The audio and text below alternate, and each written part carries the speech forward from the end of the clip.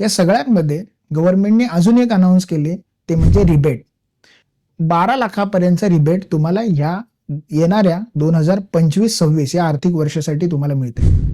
ह्याचाच अर्थ जर एखादा सॅलराईड क्लास असेल किंवा एखादी सॅलरीमधून इन्कम येत असेल, तर त्या व्यक्तीची जर इन्कम 12 लाख असेल, त्याचबरोबर सॅलरीसाठी एक स्टँडर्ड डिडक्शन दिलं जातं, ते म्हणजे 75,000चं. एखाद्याचं इन्कम सॅलरीमधून 12,75,000 असेल, तर त्याला कोणत्याही प्रकारचा टॅक्स द्यायची गरज नाही. पण हाच इन्कम 12,75,000पेक्षा जर जास्त असेल, तर त्याला टॅक्सेशन स्लॅबमध्ये पडतो आणि त्याला त्या स्लॅब वाईज जे काही टॅक्स येईल तो पे करावा लागेल.